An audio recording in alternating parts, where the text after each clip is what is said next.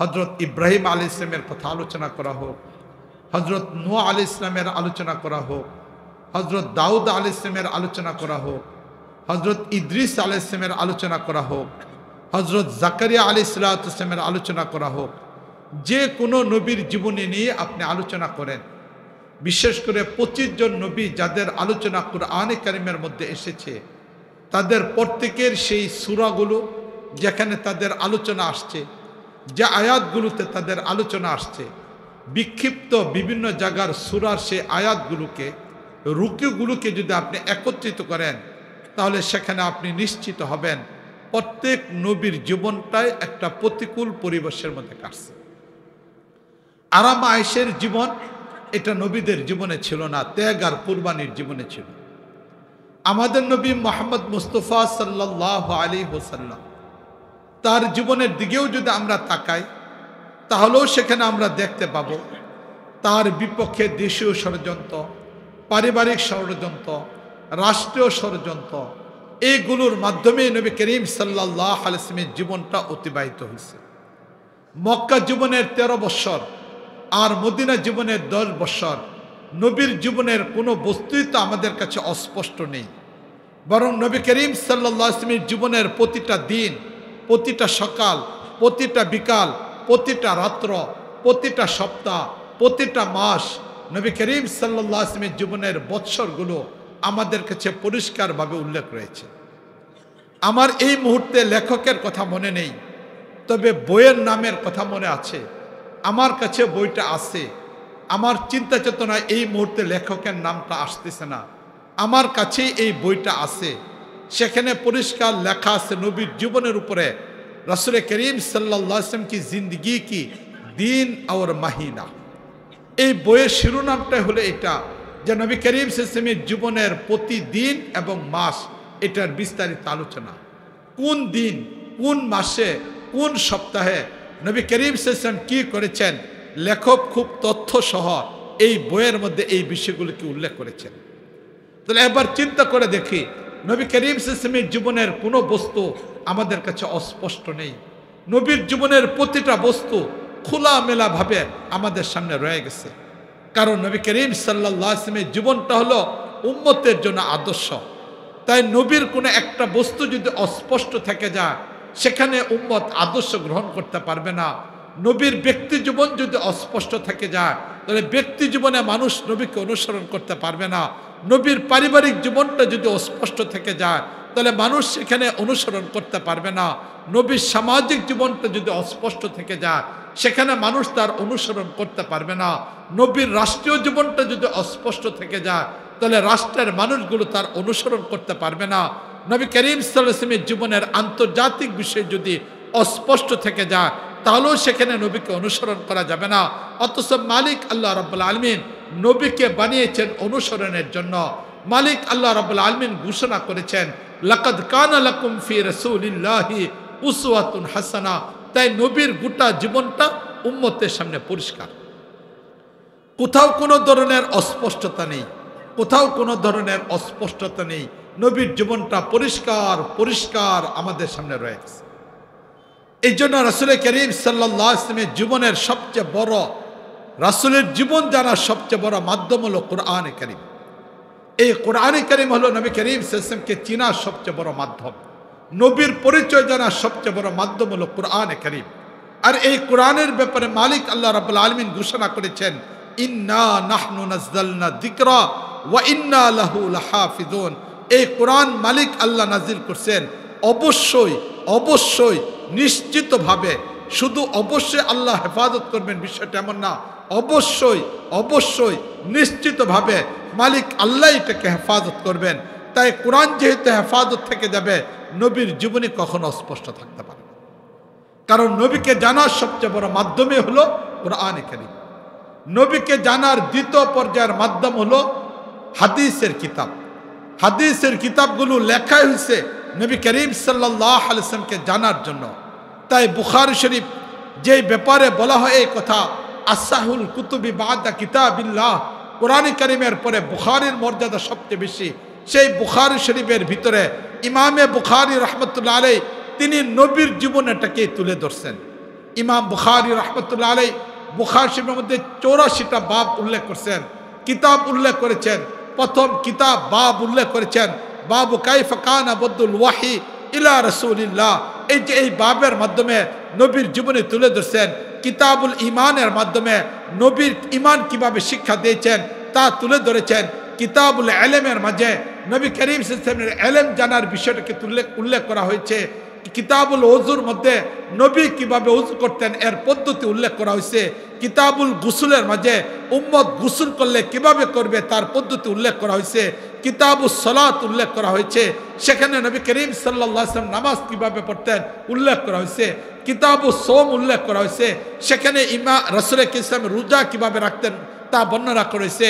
কিতাবুস যাকাত উল্লেখ করা হয়েছে। একে একে রাসূল করিম সাল্লাল্লাহু আলাইহি জীবনে কি ইমাম বুখারী তুলে ধরেছেন। ইমামে মুসলিম রহমতুল্লাহ আলাই, ইমামে তিরমিজি রহমতুল্লাহ আলাই, ইমামে আবু দাউদ রহমতুল্লাহ আলাই, ইমামে নাসাই রহমতুল্লাহ আলাই, ইমামে তহাবি রহমতুল্লাহ আলাই, ইমামে মালিক রহমতুল্লাহ আলাই, ইমামে মোহাম্মদ রহমতুল্লাহ আলাই, ইমামে মুসান্নিফ ইবনে আবি শাইবা রহমতুল্লাহ আলাই, ইমামে আহমদ ইবনে হাম্বল রহমতুল্লাহ আলাই সহ প্রায় বলতে গেলে 350 উপরে হাদিসের কিতাব আছে, যেখানে নবী করিম সাল্লাল্লাহু আলাইহি ওয়াসাল্লামের জীবনে আমাদের কাছে রয়ে গেছে। তাহলে নবীর জীবনে জানার দ্বিতীয় পদ্ধতি হলো হাদিসের কিতাব। এই হাদিসের কিতাবও যেমন নিশ্চিত আমাদের কাছে রয়েছে, নবীর জীবন জানাটাও আমাদের কাছে নিশ্চিত রয়েছে। তাহলে নবীকে জানার দ্বিতীয় নাম্বার পদ্ধতি হলো হাদিস। নবীকে জানতে হলে হাদিস পড়তে হবে, হাদিসের মাধ্যমে নবীকে জানতে হবে। হযরত উসমানে গনি রাদিয়াল্লাহু তাআলা আনহু রাসূল করিম সাল্লাল্লাহু আলাইহি ওয়াসাল্লামের প্রিয় একজন সাহাবী ছিলেন। শেখ উসমানে গনি রাদিয়াল্লাহু তাআলার কাছে কিছু ব্যক্তি আসলো, এসে জিজ্ঞেস করলো, আচ্ছা উসমান, ওযু কিভাবে করতে হয় তুমি আমাদেরকে একটু বলো। তো হযরত উসমানে গনি রাদিয়াল্লাহু তাআলাকে আবেদন করলেন, ওযু কিভাবে করতে হয় তুমি আমাদেরকে বলো। তখন হযরত উসমানে গনি রাদিয়াল্লাহু তাআলা বললেন যে তোমরা ওযু করার জন্য পানি নিয়ে আসো। পাত্রে পানি আনা হলো, পানি আনলেন, আনার পরে আবার উসমানে গনি রাদিয়াল্লাহু তাআলা তাদের সামনে বসে ওযু করলেন। কিভাবে ওযু করতে হয়, 2 হাত ধুলেন, মুখে পানি দিলেন, নাকে পানি দিলেন, মাথা চেহারা ধৌত করলেন, হাত ধৌত করলেন, মাথা মাসে করলেন, পা ধৌত করলেন, এইভাবে ওযু করলেন। এরপরে এবার উসমানে গনি রাদিয়াল্লাহু তাআলা বলেন, হাকাদা কানাল ওযু রাসূলুল্লাহ সাল্লাল্লাহু আলাইহি ওয়াসাল্লাম, নবীর ওযুটা এমন ছিল। তিনি মুখে বলতে পারতেন, মুখে বলেন নাই, বরং নবী করিম সাল্লাল্লাহু আলাইহি ওয়াসাল্লামের সেই ওযুটা নিজে কইরা দেখাই দিচ্ছেন এবং বলছেন এই কথা, হাকাদা কানা ওযু রাসূলুল্লাহ সাল্লাল্লাহু আলাইহি ওয়াসাল্লাম। এটা ছিল নবী করিম সাল্লাল্লাহু আলাইহি ওয়াসাল্লামের ওযুর ধরন। এবার কোনো ব্যক্তি সে ওযু করবে আর নবীর কথা চিন্তা করবে, নবী তো এইভাবে ওযু করতেন, নবীর আদর্শে সে গ্রহণ করবে। এই জন্য নবীকে জানার দ্বিতীয় নাম্বার মাধ্যম হলো হাদিস মুবারক। এটা নবীকে জানার দ্বিতীয় নাম্বার মাধ্যম। নবীকে জানার জন্য তৃতীয় নাম্বার মাধ্যম হলো সিরাতের কিতাব, যেখানে বিভিন্ন ব্যক্তি নবী করিম সাল্লাল্লাহু আলাইহি ওয়াসাল্লামের জীবনকে তুলে ধরেছেন। সিরাতের কিতাব এটা হলো নবীকে জানার তৃতীয় নাম্বার মাধ্যম। এটার উপরে ভিত্তি করে, রাসূলের জীবনের উপর ভিত্তি করে পৃথিবীতে এত বেশি পরিমাণ কিতাব লেখা হয়েছে যেটা আর কোনোদিন কোনো ব্যক্তির জীবনে লেখা হয়নি, আর কোনোদিন কারো জীবনের উপর লেখা হবে না। এত বেশি পরিমাণ কিতাব নবী করিম সাল্লাল্লাহু আলাইহি ওয়াসাল্লামের জীবনের উপরে লেখা হয়েছে, সিরাতের কিতাব লেখা হয়েছে। নবী দুনিয়া থেকে চলে গেলেন, 62 হিজরি সনে জন্ম নেওয়া আল্লামা ইসহাক রহমতুল্লাহ আলাইহি, তিনি নবীর জীবনের উপরে নবীকে দেখান নাই, সাহাবায়ে কেরামকে দেখছিলেন।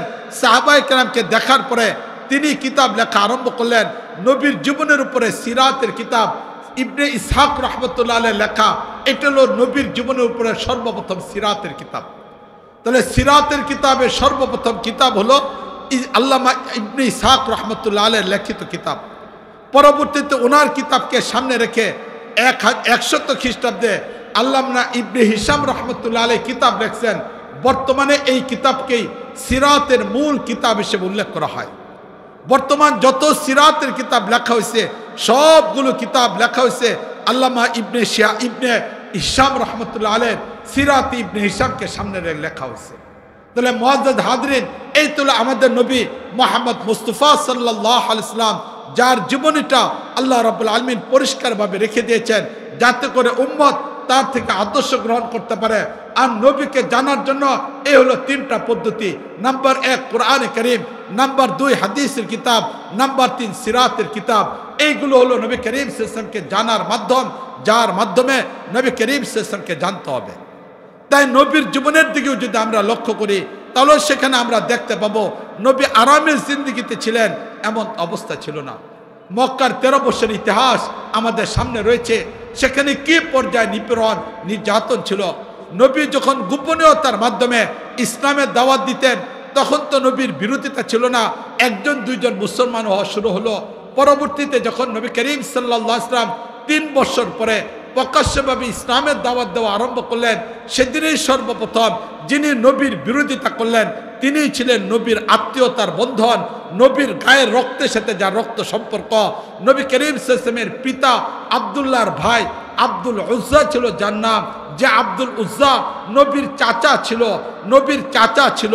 নবী করিম সাল্লাল্লাহু আলাইহি ওয়াসাল্লামের গায়ের রক্ত আর আব্দুল উজ্জার রক্ত একই রক্তের বন্ধনে সম্পর্ক। সেই নবী করিম সাল্লাল্লাহু আলাইহি ওয়াসাল্লামের চাচা আব্দুল উজ্জা নবীর বিরোধিতা করলেন।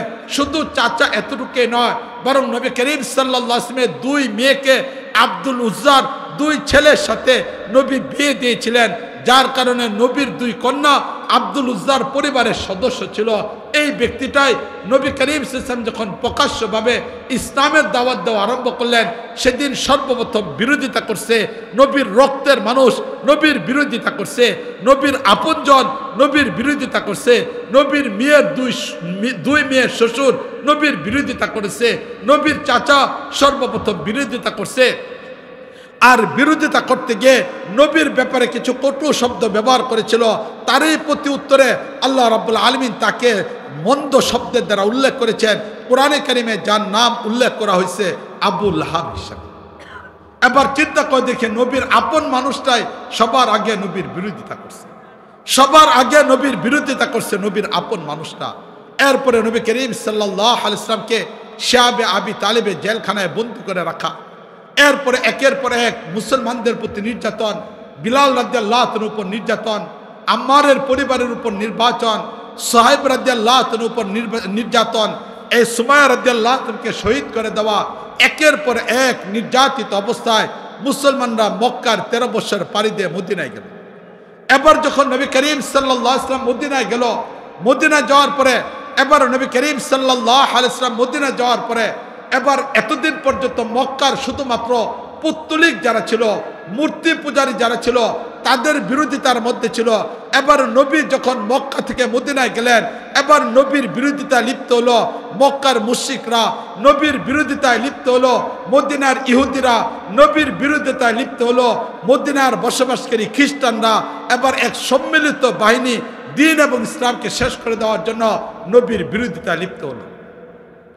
এই অবস্থায় যখন স্বাভাবিক অবস্থায় গেল 6 বছর পর থেকে নিয়ে 7ম বছরের পর থেকে নিয়ে এবার নবীর বিরোধিতায় লিপ্ত হলো আন্তর্জাতিক পরিমণ্ডলে। ইসলামকে শেষ করে দেওয়ার জন্য রোম বিরোধিতার মধ্যে লিপ্ত হলো, ইসলামকে শেষ করে দেওয়ার জন্য তৎকালীন যুগের ইরান বিরোধিতার মধ্যে লিপ্ত হলো। একের পর এক এবার আন্তর্জাতিক পরিমণ্ডলে ইসলাম এবং মুসলমানদেরকে শেষ করে দেওয়ার জন্য ষড়যন্ত্রের মধ্যে লিপ্ত হলো। তাই ইসলাম প্রতিকূল পরিবেশের মাঝেই স্বাভাবিক অবস্থায় চলছে, কখনো অনুকূল পরিবেশ পায় নাই। নবীর জীবনটা 23 বছরের জীবন কষ্ট আর ত্যাগের মাধ্যমে গেছে। আবু বকর রাদিয়াল্লাহু তাআলা আনহু খলিফাতুল মুসলিমিন শাহাদাত বরণ করতে হয়েছে।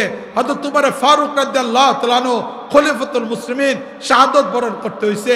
হযরত উসমান গনি রাদিয়াল্লাহু তাআলা আনহু খলিফাতুল মুসলিমিন শাহাদাত বরণ করতে হয়েছে।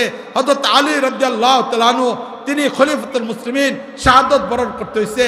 হযরত হাসান রাদিয়াল্লাহু তাআলা আনহু খলিফাতুল মুসলিমিন শাহাদাত বরণ করতে হয়েছে। তাহলে এবার চিন্তা করে দেখি মুসলমানদের জীবন ত্যাগ আর কুরবানির জীবন, মুসলমানদের জীবন ত্যাগ আর কুরবানির জীবন, এটি হলো মুসলমানদের জীবনের মূল একটা বৈশিষ্ট্য। মুসলমান যখন ত্যাগ আর কুরবানির বিষয়টা ছিল, যতদিন পর্যন্ত মুসলমান ত্যাগ আর কুরবানির উপরে নিজেদের জীবনকে পরিচালনা করছে এতদিন পর্যন্ত মুসলমান নিজেরাও ইসলামের উপরে টিকে ছিল এবং অন্যান্য মানুষরাও ইসলামের উপরে টিকে ছিল। আর যখন থেকে মুসলমানরা ত্যাগ আর কুরবানির বিষয়টাকে বাদ দিছে সেদিন থেকে মুসলমান বুক বিলাসের জীবনের পিছনে পড়ে গেছে, না নিজেরাও ইসলামের উপরে টিকে থাকতে পারছে, না অন্যদেরকেও ইসলামের উপরে ডাকতে পারছে। মুসলমানরা একটা ক্ষতিগ্রস্ত জীবনের মধ্যে চলে আসছে। মুআজ্জাজ হাজরিন, রাসূল করিম সাল্লাল্লাহু আলাইহি ওয়াসাল্লামের উপর আল্লাহ রাব্বুল আলামিন কোরআনের আয়াত নাযিল করছেন। কোরআনের আয়াত নাযিল করে আল্লাহ এই কথাটাকে জানাই দিয়েছেন, এই কথা, ইন্না নাহনু নাযালনা যিকরা ওয়া ইন্না লাহু লাহাফিজুন। হে আল্লাহ নবী, এই কোরআন, ইসলাম, দ্বীন আমি নাযিল করছি এবং এটাকে আমি হেফাজত করব। হেফাজত দামি বস্তুর করতে হয়, মূল্যহীন বস্তুর হেফাজতের প্রয়োজন পড়ে নাই।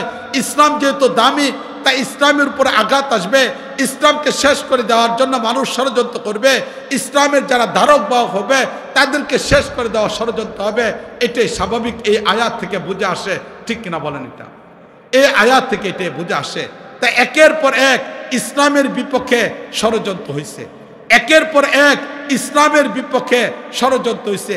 কখনো কখনো এত গভীর ষড়যন্ত্র মনে হচ্ছিল এই কথা যে না, মুসলমানরা টিকে থাকতে পারবে না, বরং মুসলমানরা সেই ষড়যন্ত্র, নির্যাতন, নিপীড়ন, এই অবস্থাগুলি দেখে মুসলমানরা চিৎকার করে বলা হচ্ছে মাতা নাসরুল্লাহ, কখন আল্লাহ সাহায্য চলে আসবে। মুসলমানরা হতাশ হওয়ার মধ্যে পড়ে গেছে, নবী তাদেরকে সান্ত্বনা দিচ্ছেন। মুআজ্জাজ হাজরিন, এর দ্বারা বুঝে আসলো মুসলমানের জিন্দগি যদি কেউ যাপন করতে চায়, ত্যাগ আর কুরবানির জিন্দগি তার যাপন করতে হবে। কুরবানির জিন্দগি মুসলমানদের উপর উঠে আসতে হবে, তাহলে ইসলাম টিকে থাকবে, দ্বীন টিকে থাকবে। রাসূল করিম সাল্লাল্লাহু আলাইহি ওয়াসাল্লামের জীবদ্দশায় যে ফিতনাগুলো ছিল, এর মধ্যে একটা ফিতনা তো ছিল মুশরিকদের ফিতনা, মূর্তি পূজারীদের ফিতনা, মক্কার মুশরিকদের ফিতনা, এটা একটা ফিতনা ছিল। দ্বিতীয় একটা ফিতনা ছিল যেটা খ্রিস্টানদের ফিতনা। নবীর যুগে খ্রিস্টানরা ইসলামকে শেষ করে দেওয়ার জন্য যুদ্ধ করেছে। বনি নাজিরের কথা বলা হোক, এই যুদ্ধগুলো খ্রিস্টানরা মুসলমানদের বিপক্ষে করেছে। ইসলামকে শেষ করে দেওয়ার জন্য যে ফিতনাগুলো আসছিল, এর মধ্যে ইহুদিবাদের একটা ফিতনা, এটা ইসলামকে শেষ করে দেওয়ার জন্য আসছে। এই ফিতনাগুলো পরিচিত একটা ফিতনা, মুশরিকদের ফিতনা, ইহুদিদের ফিতনা, খ্রিস্টানদের ফিতনা। এটার পাশাপাশি মুসলমান নামধারী কিছু মানুষের ফিতনা, এটাও মুসলমানকে শেষ করে দিবে, ইসলামকে শেষ করে দিবে, ইসলামের শক্তিকে শেষ করে দিবে। এমন একটা ফিতনা নবীর যুগ থেকেই শুরু হয়েছিল। এই ফিতনাগুলোর মধ্যে একটা ফিতনা, যেই ফিতনাটা মদিনাতে আসার পরে শুরু হয়েছিল, এই ফিতনাটা মক্কায় ছিল না, বরং মদিনা আসার পরে এই ফিতনার আবির্ভাব হয়েছিল। সেটা হলো মুনাফিকদের ফিতনা, ইসলামের নামধারী মুনাফিকদের ফিতনা। এটা মক্কায় ছিল না। মুসলমানরা কখনো মুনাফিকদের মোকাবেলা মক্কায় করার প্রয়োজন পড়ে নাই, মুনাফিকদের মোকাবেলা করার প্রয়োজন পড়ছে মদিনা আসার পরে। এটা মদিনা আসার পরে নতুন আরেকটা ফিতনা মুসলমানদের কাছে ছিল। ঠিক অনুরূপভাবে নবী করিম সাল্লাল্লাহু আলাইহি ওয়াসাল্লামের নবুয়তের উপর আঘাত দিয়ে মক্কাতে কখনো আক্রমণ করা হয় নাই, মদিনাতে আক্রমণ করা হয় নাই। কিন্তু রাসূল করিম সাল্লাল্লাহু আলাইহি ওয়াসাল্লামের জীবদ্দশায় লাস্টের সময়গুলোতে নবীর খতনে নবুয়তকে নিয়েও নতুন করে এক ফিতনার আবির্ভাব হয়েছে।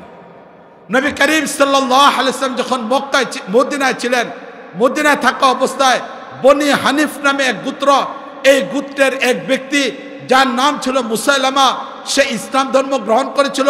তার পুরো গোত্র মুসলমান হয়েছিল, ইসলাম ধর্ম গ্রহণ করেছিল। কিন্তু এই ব্যক্তি ভিতরের দিক থেকে মুনাফিক ছিল। এই ব্যক্তি নবীর কাছে আসলো, আসার পরে সেই কথা মনে করলো নবুয়ত ভিন্ন জিনিস, রাজত্ব ভিন্ন জিনিস। সে যখন নবীকে দেখলো, তিনি একদিক থেকে আল্লাহর নবী, অপর দিক থেকে তিনি রাষ্ট্রপতি, এমত অবস্থায় দেখে তার হৃদয়ে স্বপ্ন হলো, আমিও যদি এই রাষ্ট্র পেয়ে যাই, আমিও যদি নবী পেয়ে যাই, তাহলে তো পরবর্তীতে রাষ্ট্রপতি আমি হব, নবীর মতো ইজ্জত আমি পেয়ে যাব, নবীর মতো মানুষের ভালোবাসা আমি পেয়ে যাব। এই বিষয়টাকে চিন্তা ভাবনা করে সে নবী করিম সাল্লাল্লাহু আলাইহি ওয়াসাল্লামের কাছে আসলো। যখন মুসাইলামা নবীর কাছে আসলো, এমত অবস্থায় নবী করিম সাল্লাল্লাহু আলাইহি ওয়াসাল্লাম বিকালবেলা কোথাও হাঁটতেছিলেন। নবীর হাতের মধ্যে একটা গাছের ডাল ছিল, ছোট্ট একটা ডাল ছিল। নবীর পিছনে পিছনে মুসাইলামা চলতেছে। মুসাইলামা গিয়ে এবার নবীর সাথে কথা বললেন। কথা বলে সেই প্রস্তাব পেশ করলো, আপনি তো একজন রাষ্ট্রপতি, একজন নবী, আপনার পরে আমাকে রাষ্ট্রপতি নিযুক্ত করেন, আপনার পরে নবুয়ত আমাকে দিয়ে দেন, তাহলে আমি এবং আমার গোত্র আপনার আনুগত্যতা স্বীকার করব। এই কথাটা বলার পরে নবীর হাত থেকে লাঠিটা পড়ে গেল, ডালটা পড়ে গেল। নবী সেটিকে তুললেন, তোলার পরে বললেন এই কথা, মুসাইলামা তুমি চিনতে ভুল করছো। নবুয়ত আর রাষ্ট্র যদিও একই নবীর সাথে সম্পর্ক হয়, এরপরও নবুয়ত মালিকের পক্ষ থেকে নির্বাচিত, সুতরাং নবী আমি, আমার পরে আর কোনো নবী নাই। তাই তুমি যদি আমার কাছে নবুয়ত তো অনেক পরের বস্তু, আমি নবী মারা যাওয়ার পরে রাষ্ট্রের রাষ্ট্রপতি হবে এই আবেদন, এটা তো অনেক পরের বস্তু। আমার হাত থেকে যদি এই লাঠিটা চাও, এটা আমি তোমাকে দিব না। এই তো মুসাইলামা চলে গেল রাসূল করিম সাল্লাল্লাহু আলাইহি কাছ থেকে বনি হানিফের মানুষদেরকে নিয়ে সে বিভ্রান্ত করা আরম্ভ করলো, মিথ্যা নবুয়তের দাবি করে। নবীর যুগে, নবীর জীবনের লাস্টের দিকে মুসাইলামাতুল কাজ্জাব সে মিথ্যা নবুয়ত দাবি করে সেখানে সে বিভ্রান্ত ছড়ানো আরম্ভ করলো। মুআজ্জাজ হাজরিন, নবী করিম সাল্লাল্লাহু আলাইহি ওয়াসাল্লাম এই সময়টা শেষ সময় ছিল। তাই নবী করিম সাল্লাল্লাহু আলাইহি ওয়াসাল্লাম ওই সময়ে মুসাইলামাতুল কাজ্জাবকে স্বাভাবিক প্রক্রিয়ায় নবী করিম সাল্লাল্লাহু আলাইহি ওয়াসাল্লাম দাওয়াতের কার্যক্রম শুরু করলেন এবং সেখানে নবী করিম সাল্লাল্লাহু আলাইহি ওয়াসাল্লাম মুসলমানদের বিভিন্ন প্রতিনিধি দলকে পাঠালেন। উম্মে আম্মারা রাদিয়াল্লাহু তাআলা আনহা নামে এক মহিলা, তার ছেলে ছিল হযরত হাবিব রাদিয়াল্লাহু তাআলা আনহু, তাকে দাওয়াতের কাজে পাঠালেন। কিন্তু মুসাইলামাতুল কাজ্জাব সে সেই দাওয়াত তো গ্রহণ করে নাই, বরং হাবিব রাদিয়াল্লাহু তাআলা আনহুকে শহীদ করে দেওয়া হয়। এদিক থেকে নবী করিম সাল্লাল্লাহু আলাইহি ওয়াসাল্লাম বিষয়টা নিয়ে চিন্তিত। অপর দিক থেকে নবী অসুস্থ হয়ে গেলেন। ইন্তেকালের 17 দিন আগে নবী অসুস্থ হয়ে গেলেন। এবার নবী করিম সাল্লাল্লাহু আলাইহি ওয়াসাল্লাম সংবাদ পেলেন আসাদ উনাইসি নামক এক ব্যক্তি, উনাইস গোত্রের, সেও এরকম মিথ্যা নবুয়ত দাবি করছে। যখন সে মিথ্যা নবুয়ত দাবি করলো, এবার নবী করিম সাল্লাল্লাহু আলাইহি ওয়াসাল্লাম সেখানে ফিরুজ দাইলামি রাদিয়াল্লাহু তাআলা আনহু নামে এক সাহাবী, ওনাকে পাঠাইলেন, সেনাবাহিনী দিয়ে পাঠাইলেন এবং নবী করিম সাল্লাল্লাহু আলাইহি ওয়াসাল্লাম বলে দিলেন এই কথা যে তুমি সেখানে যাও, ফিরুজ দাইলামি যেখানেই পাবে সেখানে তুমি আসাদ উনাইসিকে হত্যা করো। এবার নবী করিম সাল্লাল্লাহু আলাইহি ওয়াসাল্লামের এই পাঠানো বাহিনী চলে গেল, তারা সেখানে গিয়ে সেখানে আসাদ উনাইসিকে হত্যা করলো। তখনও নবী মদিনাতে অসুস্থ অবস্থায়, নবী মসজিদেও যেতে পারেন না। নবী করিম সাল্লাল্লাহু আলাইহি ওয়াসাল্লাম নবুয়তকে নিয়ে টানাটানি করছে। সে আসাদ উনাইসি, সে যেহেতু নবুয়তের চাদর নিয়ে টানাটানি করছে, তাকে হত্যা করা হলো। নবী নিজে লোক পাঠায় হত্যা করলেন। এই হত্যার পরে ওহির মাধ্যমে আল্লাহ রাব্বুল আলামিন জানাই দিলেন, নবী সাহাবায়ে কেরামের মাঝে সুসংবাদটা জানাই দিলেন, ইসলামের শত্রু, নবুয়তের শত্রু, ইসলামের দুশমন, আল্লাহর খতমে নবুয়ত যেখানে মালিক ঘোষণা করছেন, খাতামুন নবীন হিসেবে নবীকে ঘোষণা করছেন, সেই আয়াতের অস্বীকারী আসাদ উনাইসিকে নিহত করা হয়েছে, তাকে হত্যা করেছে। সাহাবারা খুশি হয়ে গেলেন, নবী করিম সাল্লাল্লাহু আলাইহি ওয়াসাল্লাম খুশি হয়ে গেলেন। এবার ফিরুজ দাইলামি রাদিয়াল্লাহু তাআলা আনহু হত্যার পরে ওনারা রওনা দিলেন।